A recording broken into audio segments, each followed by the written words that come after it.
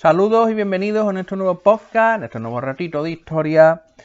Hoy vamos a hablar de una figura que puede alcanzar, según muchos autores y muchos historiadores, y muchos registros también, la categoría de mito o leyenda. Hoy vamos a hablar del caudillo lusitano Viriato, también conocido en lenguaje latino como Viriatus.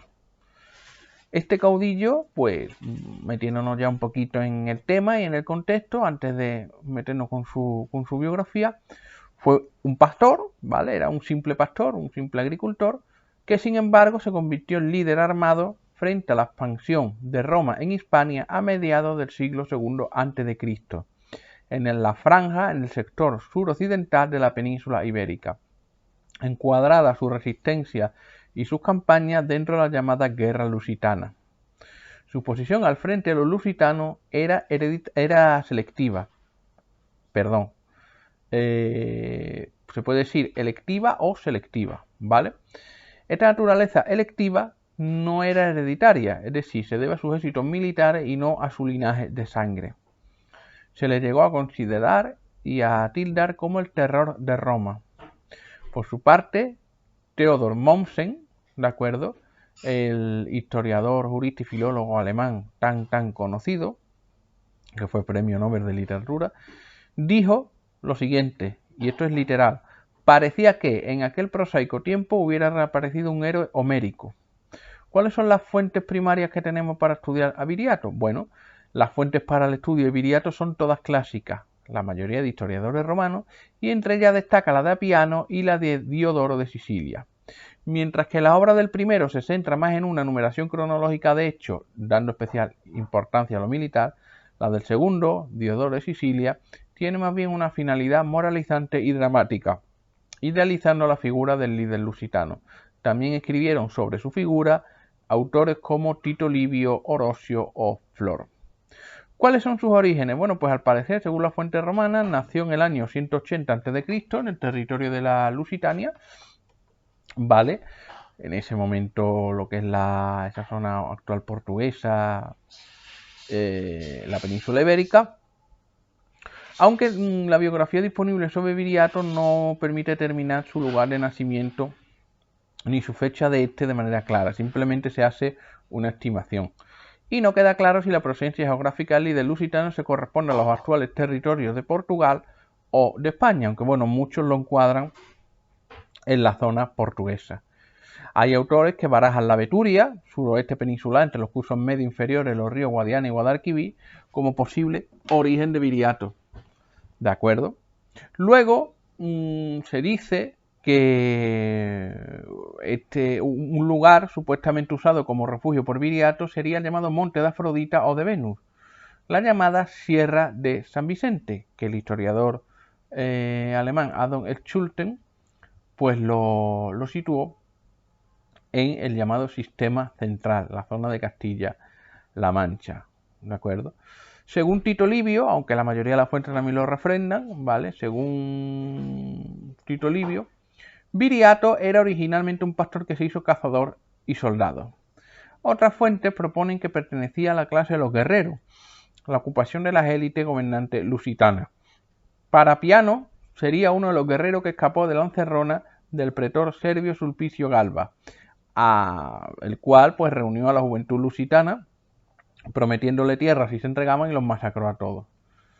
¿Cuál es su nombre? Bueno, es Viriato, como ya hemos dicho. ¿Pero de dónde deriva? De la palabra céltica viria, equivalente al término latino torquatus, que haría referencia al torque, un tipo de adorno característico de los guerreros célticos. También puede provenir del ibérico viria, equivalente también a torquatus, y que significaría pulsera brazalete. En definitiva, un ornamento. Vamos con el lanzamiento. Llegamos al siglo III a.C., Roma comienza la conquista de Hispania durante la Segunda Guerra Púnica, cuando el Senado envió un ejército para bloquear la llegada de refuerzos a Aníbal, el cual estaba en Italia. La conquista se enquistó por unos 200 años y la guerra lusitana es una de las mejores documentadas de dicho periodo. Tenemos que tener en cuenta que la primera incursión de Roma sería en Lusitania en el año 185 a.C., Ante los constantes ataques de los ejércitos romanos a los lusitanos, con el que el pretor Marco Atilio Serrano había firmado un tratado de paz, en el año 151 a.C., una comitiva de estos lusitanos, varios miles según la fuente, acuden en son de paz ante Servio Sulpicio Galba, el cual les prometió un reparto de tierra. Alegando tal propósito, los dividió en varios grupos y los mató a traición a muchos de ellos, contando por miles los cadáveres, tras lo cual envió a los supervivientes a la Galia como esclavos, unos prisioneros que sumarían un número total de unos 20.000, según la fuente. Entre los pocos lusitanos, en torno a unos 1.000 que consiguieron huir de la matanza, se encontraba Viriato. Aunque Galba sería más tarde juzgado por el Senado de la República Romana, quedaría suelto. Así pues, los lusitanos comenzaron la resistencia contra Viriato, al mando de otro lusitano, comenzó la resistencia contra Galba. En el año 147, Viriato y un contingente de lusitanos decidieron hacer una incursión en la Turdetania. Es verdad que serían cercados en los alrededores se dice que de Osuna, Urso, por el ejército del pretor Cayo Betilio, quien les ofreció una propuesta de paz que sería rechazada por Viriato debido al temor de los incumplimientos romanos de manera, bueno, pues lo que ocurría con Galba, de manera consistente no es la palabra, de manera repetitiva. Los lusitanos consiguen revertir la situación, consiguen huir del cerco de Betilio y emboscar a las tropas romanas supuestamente en el desfiladero del río Barbesuda, con lo cual consiguieron infligir importantes pérdidas a los romanos y derrotar al pretor. Un guerrero lusitano acabó con la vida del propio Betilio al tomarlo por un soldado sin valor ante la vejez y el aspecto gordo del romano y acabó con su vida. Esto provocó, bueno, pues que la rebelión se extendiera, que los romanos sintieran miedo y que los lusitanos se hicieran más fuertes, ¿de acuerdo?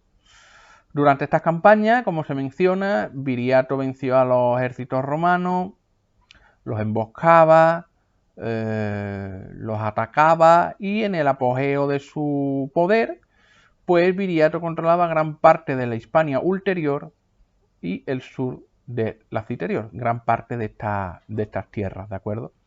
Claro, ya tú te haces más como Espartaco, podemos decirlo, ¿vale? Se hace más fuerte, roban armas, los esclavos se pasan a su bando, incluso algunos soldados de sectores romanos no, pero vamos, que sí, que engrosaba su ejército y eso los hace mucho más peligrosos, ¿de acuerdo? La guerra abierta en campo abierto pues se sitúa entre el año 145 y 140 a.C., ¿vale? Este año 145 supuso un periodo de inflexión en el desarrollo de la guerra lusitana, puesto que Roma, tras acabar la guerra con Cartago, destinó más tropas a Hispania, para acabar, entre otras cosas, aparte de pacificar la zona, con la rebelión de Viriato. Quinto Fabio Máximo Emiliano, que sustituyó al general Cayo Plaucio, desterrado por sus fracasos militares, trajo nuevas tropas e instaló su centro de operaciones en la ciudad de Orsona, para reforzar al gobernador de la Citerior, Cayo Lelio el Sabio. Al fin de reparar sus fuerzas, bueno, pues Viriato logró extender aquel mismo año la revuelta de la Celtiberia con la participación de titos, velos y arévacos, ya que hasta entonces el ejército de Viriato se componía de lusitanos y betones, ¿de acuerdo? Viriato volvió a vencer a los ejércitos romanos, apoyándose en Raxia, en ataques sorpresa, en fin, era una auténtica pesadilla. Los romanos reforzaron a los ejércitos romanos de Quinto Fabio Máximo Serviliano, ¿vale? Y le enviaron, pues, bueno, sustituyendo al anterior, claro, bueno, o reforzándolo más bien, digamos, en torno a unos 20.000 soldados de infantería, elefantes, jinetes númidas, fuerzas de caballería, arqueros, y comenzaría, bueno, con buen pie, liberando ciudades del sur de Hispania, ¿vale? Para perseguir al propio Viriato a su guarida lusitana. ¿Qué ocurre? Bueno, pues que la situación de superioridad de Viriato se hace patente una vez más con su estrategia, con táctica y obliga a los romanos a firmar un acuerdo de paz en el año 140. Duraría un solo añito, ¿vale? Y en el 140-139 vuelve la guerra a estallar. En el año 139, bueno, después de verse hostigado por las tropas romanas de todo frente, tiene que volver a pactar con Roma, ¿vale? Y el caudillo lusitano envió a los turdetanos Audax, Ditalco y Minuro como embajadores, ¿de acuerdo? ¿Qué ocurre? Aquí en la frase de Roma no paga traidores. Bueno, pues los convencen de que les iban a efectuar un pago los romanos, apuñalan a Viriato en su tienda, ¿vale? Y bueno, el romano responsable del lugar, que era Quinto Servilio Sepión, el cónsul, pues niega los hechos. No, usted lo había hecho porque habéis querido. Hay una serie en la televisión española que es Viriato, ¿vale? Hispania, en este caso, que sale Viriato, interpretado por el actor Roberto Enrique, que a los 3 lugartenientes de Viriato los crucifican al final de la serie como castigo, ya que los romanos respetaban al enemigo, a los líderes enemigos, y consideraban una brutal traición esto que hicieron con su propio romano. Un cinismo indescriptible, pero bueno. Pero bueno, es lo que el comportamiento de los romanos que en muchas ocasiones les permitió llegar tan lejos. Claro, el funeral fue total, ¿vale? Fue incinerado, el funeral fue una apoteosis total, se puede ver representado en cuadros, en la literatura, y hubo más de 200 combates en honor del fallecido, ¿vale? Hubo una especie de juego, de rito funerario, y la muerte de Viriato supuso el principio y el fin de la resistencia lusitana en Hispania, ¿vale? Los romanos lanzaron ofensivas, pero la pacificación total solo llegaría en tiempos de Augusto, puesto que surgieron a lo largo de lo que restaba del siglo II a.C. diferentes conatos de resistencia lusitana. La figura idealizada, pues bueno, ha llegado hasta nuestros días, se enclava dentro del llamado mito del buen salvaje, hay estatuas en Portugal, en Zamora, ¿de acuerdo? Otros autores romanos como Velello Patérculo y Amiano Marcelino, ¿vale? Pues lo tildaron de simples bandidos y simples prácticamente como terroristas, pero bueno. Adolf Schulten, que ya lo he nombrado, intentó asociar la figura de Viriato a la de otros héroes populares, de acuerdo, como Sertorio, Arminio, Vercingetorix, que lucharon contra la República Romana. Según la fuente romana, no obstante, Viriato era un guerrero y líder carismático. Era como Espartaco, ¿vale? Aunque sin la formación de gladiador de Espartaco. Y por supuesto, repartía el botín, se portaba muy bien con los suyos y no hacía la guerra al modo romano porque sabía que tenía las de perder contra las legiones romanas. Incluso muchos portugueses, sobre todo, sí, bueno, de ambos bandos, izquierda, derecha, consideran a Viriato un símbolo del nacionalismo, ¿de acuerdo? Y ha sido considerado un héroe nacional. Y debido a una identificación directa a la tribu con los lusitanos, pues bueno, en parte a los lusos se les llama, a los portugueses se les llama así, lusitanos, sí, los lusos, los portugueses. Y bueno, cabe decir que durante ya el siglo XX, ya mucho después que Viriato muriera, pues las unidades de élite del ejército portugués, sobre todo las que estaban desplegadas en su imperio colonial en África, se llamaban los viriatos, y un poquito antes los voluntarios portugueses que participaron a los de General Franco en la Guerra Civil Española recibieron el nombre de viriato, de igual manera, ¿vale? Luego tenemos, bueno, pues en Miguel de Cervantes también lo nombra, por ejemplo, en Don Quijote de la Mancha, en fin, diferentes poetas, diferentes pintores, en fin, lo pintan en figuras, sus figuras pintadas en cuadros, en libros, como una figura importante del nacionalismo, no el nacionalismo portugués, que es más moderno, sino como una figura importante, ¿vale? Aunque bueno, también lo mencionan en obras españolas, ¿vale? Como por ejemplo la Historia de España, del monarca castellano Alfonso X el Sabio, la Fuente Española del siglo XVI, en fin.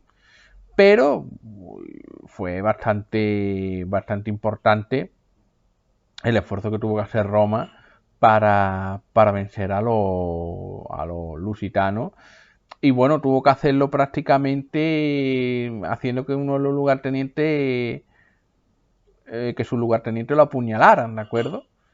Que bueno, que se dice que los sobornó, otros que no, la iniciativa, uno la tomó, el otro, la forma es que lo apuñalaron. Y acabaron con su vida, claro. Para alivio total de los romanos, que vieron como uno de sus principales enemigos desaparecía de la faz de la Tierra. Bueno, pues hasta aquí hemos llegado. Espero que os haya gustado esta historia. Nos vemos en la próxima entrega, nos escuchamos mejor dicho. Muchas gracias por el apoyo, por los nuevos suscriptores. Ya veo que las cosas van un poquito mejor por el canal. Muchas gracias y hasta la próxima.